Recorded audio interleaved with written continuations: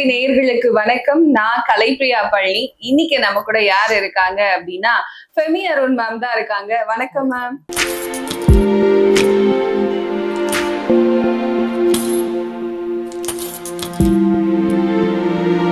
அடுத்ததா துலாம் ராசிக்காரர்களுக்கு இவங்களோட வாழ்க்கையில இதை தாண்டி ஒரு கஷ்டம் வரும்னு சொன்னா வாய்ப்பே இல்லை. இதுதான் நீங்க பார்க்கக்கூடிய மிகப்பெரிய கஷ்டம் அப்படின்னு சொன்னா என்ன கஷ்டமா இருக்கும்? நம்பினவங்க துரோகம் பண்றது துலாமோட பெரிய மைனஸ்.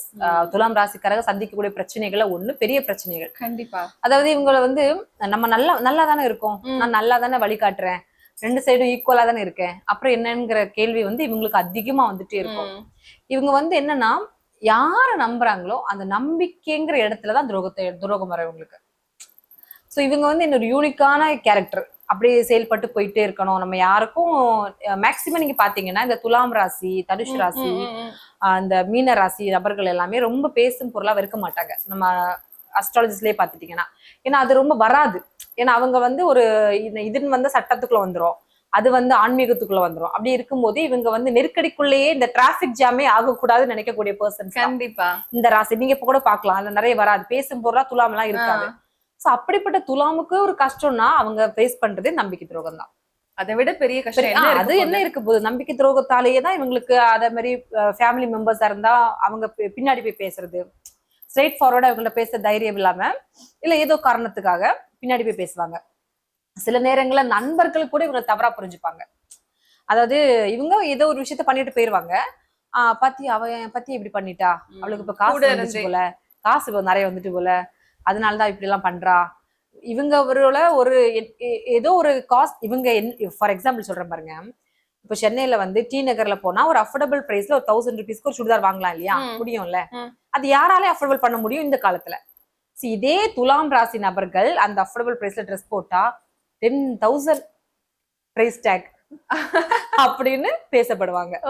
ஏன்னா அவங்களுக்கு அந்த இயற்கையாவே அது கொடுக்கப்பட்டிருக்கு. அவன் 150 ரூபா டிஷர்ட் போட்டா கூட ராயலா தெரியுற பால்மணி டிஷர்ட் மாதிரி இருக்கும். ஆனா அதுக்கு அவங்க தப்பு இல்ல. ஆனா மக்கள் அப்படிதான் பாப்பாங்க, தப்பாதான் எப்பவுமே ரிச்சா பாப்பாங்க அவங்கள. நம்பிக்கை துரோகம் அப்படிங்கறதே இருக்கிறதுலயே பெரிய கஷ்டம். யாரா இருந்தாலும் அதை தாண்டி வர்றதுங்கிறது பெரிய விஷயம் தான்.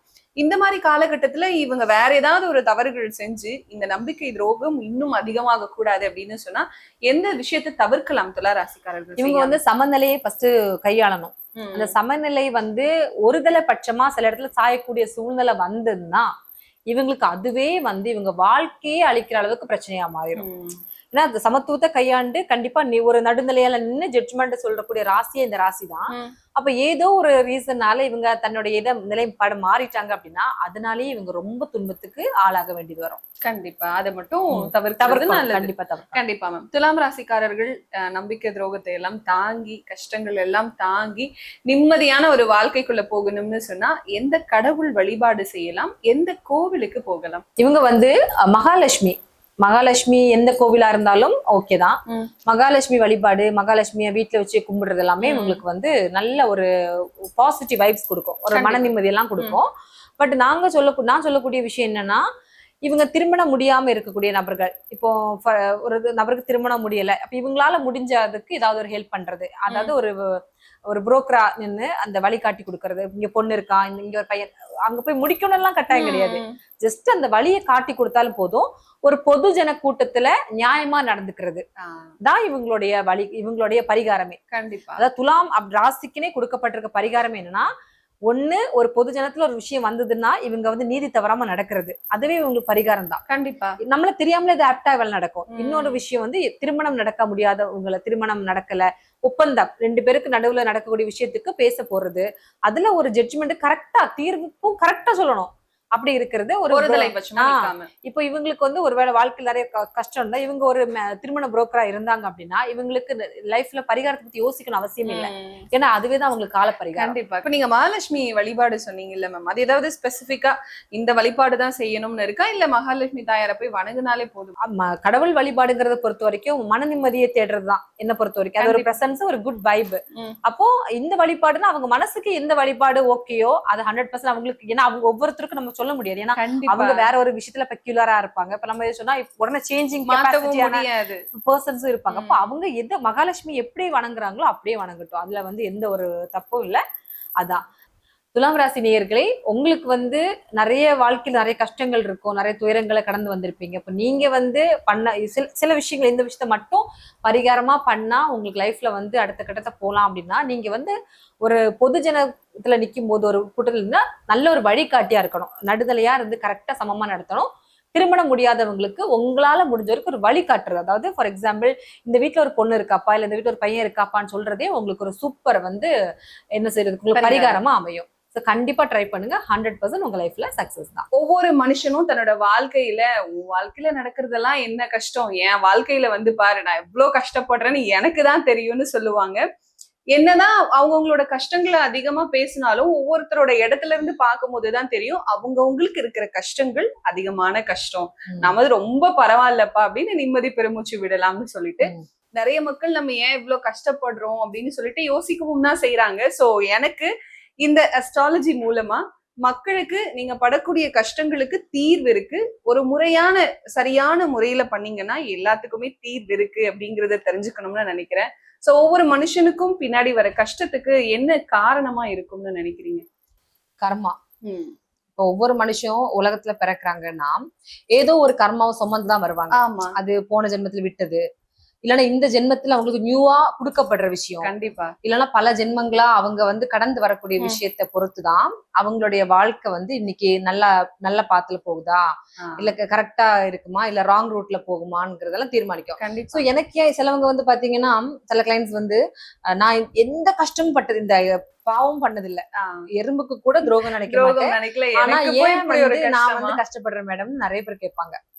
சோ அப்ப அவங்களுக்கு ரீசன் வந்து என்னன்னா, ஒருவேளை அந்த அவங்க ஜாதக கட்டத்துல எபோவ் 40க்கு அப்புறம் தான் அவங்களுக்கு அந்த விடிவு காலம் வரும். இதுக்கு ரீசன் வந்து இந்த ஜென்மத்துல அவங்க பண்ணது இல்ல, அது போன ஜென்மம் இல்ல அதுக்கு முந்தின ஜென்மத்துல அவங்க பண்ண விஷயங்கள் தான் அஃபெக்ட் பண்ணும். அப்ப இந்த விஷயத்த ஒன்ஸ் வந்து தெரிஞ்சுக்கிட்டாங்க அப்படின்னா அதை புரிஞ்சு ஏத்துக்கிட்டா நம்ம வந்து கொஞ்சம் ரிலாக்ஸ் பண்ணிக்கலாம். ஓகே எனக்கு இப்படி இருக்கு, அப்ப இதுல என்ன பண்ண தப்பிச்சு போலாம், அதோட ஒரு வழிகாட்டி தான் ஹாரோஸ்கோப். கண்டிப்பா பெஸ்ட் வந்து அதுதான். இப்ப வேதிக் அஸ்ட்ராலஜி அப்படிங்கறது தான் நான் படிச்சிருக்கேன். சோ அந்த வேதிக் அஸ்ட்ராலஜி எனக்கு புகுட்டின என்ன விஷயம் அப்படின்னு பாத்தீங்கன்னா, என்ன பண்ணா இந்த உலகத்துல இருந்து தப்பிச்சு போலாம், அடுத்த பிறவி வேண்டாங்கிறதா எல்லாருடைய ஆசை ரொம்ப இருக்கும். சம் பர்சன்ஸ் வந்து ஒருவேளை இதுல கிடைக்காதது நான் அடுத்த பிறவில ஏதோ சூசைட் அட்டன் பண்றாங்க. சரி, அவங்களுக்கு புரியாத விஷயம் என்னன்னா, சூசைட் அட்டன் பண்ணாலும் எகெயின் நம்ம இதுலதான் வந்து பிறப்போம். நீ என்ன காரணத்துக்கால நீ வந்து சூசைட் பண்ணியோ நீ நல்லா தப்பிச்சு போயிட மாட்ட, அடுத்த ஜென்மமும் இதுலயேதான் வந்து விழுந்துருவேங்கிறது என்ன பண்ணா தப்பிச்சு போயிடலாம் அப்படின்னா, நம்ம வந்து நிறைய இந்த உலகத்துல இருந்து எல்லாமே கத்துக்கணும். தெரியாத விஷயம் அப்படின்னு இருக்கக்கூடாது, எல்லாம் கத்துக்கிட்டு ஞானம் அடைஞ்சு அந்த ஞானம் வழியா மோட்சம் அடையணும். இதுதான் நமக்கு கொடுக்கப்பட்டிருக்கிற விதி. சோ அப்ப இது எத்தனை பேர் படிப்பாங்க, எத்தனை பேர் தெரிஞ்சுப்பாங்கன்னா, இதுக்கு வந்து ஒரு பெஸ்ட் வே, அந்த பிளாட்ஃபார்மே சூஸ் பண்ணி கொடுக்கப்பட்ட இடமே வந்து அஸ்ட்ராலஜி தான். இந்த கலையை நம்ம வந்து ரசிச்சு எடுத்துக்கிட்டோம் அப்படின்னா உங்களுக்கு கவலை, பெரும் துன்பம், துயரம் இதெல்லாம் உங்க லைஃப்ல அஃபெக்ட் பண்ணாது. இது என்னோட பர்சனல் எக்ஸ்பீரியன்ஸ் கூட அஃபெக்ட் பண்ணவே பண்ணாது. என்ன ரீசன்னா, எல்லாமே நமக்கு தெரிஞ்சிடும். நம்ம என்ன பாத்துல போயிட்டு இருக்கோம், எந்த காலங்களை கடந்துட்டு இருக்கோம், இப்ப எனக்கு என்ன காலம் நடக்குது, நெக்ஸ்ட் நான் எந்த காலத்துக்கு உள்ள போக போறேன், தெரிஞ்சுட்டா என்ன ஆகும், நெக்ஸ்ட் எனக்கு ஒரு டேஞ்சர் ஜோன் வரப்போகுது. சோ அப்ப நான் இப்பவே அதுக்கு ஒரு ப்ரிகாஷனா இருந்துருவோம். கண்டிப்பா. சோ அப்படி நம்ம வந்து என்ன பண்ணலாம், அத ஒரு பண்ணிக்கலாம். ஒருவேளை எனக்கு தெரியல அப்படின்னு என்ன பண்ண முடியும்னா, இதுல எல்லாருமே இப்போ கோடிக்கணக்கான மக்கள் இருக்கக்கூடிய இடத்துல எல்லாருமே ஒரே மாதிரினா இதுல எல்லா பர்சனும் டிஃபரன்ஸ். இதுல ஒரு குறிப்பிட்டு நீங்க பாத்தீங்கன்னா 60% மக்கள் வந்து தமிழ்நாட்டுல இன்னுமே ஹாரோஸ்கோப் பிலீவ் பண்றவங்க இருக்காங்க. கண்டிப்பா. ஆனா என்ன பொறுத்த வரைக்கும் ஹாரோஸ்கோப் வந்து apart from the community religion தான். அதனால அத வந்து மக்கள் உணரணுங்கிறது தான் என்னுடைய ஒரு ரொம்ப பெரிய ஆசையா. கண்டிப்பா மேம்.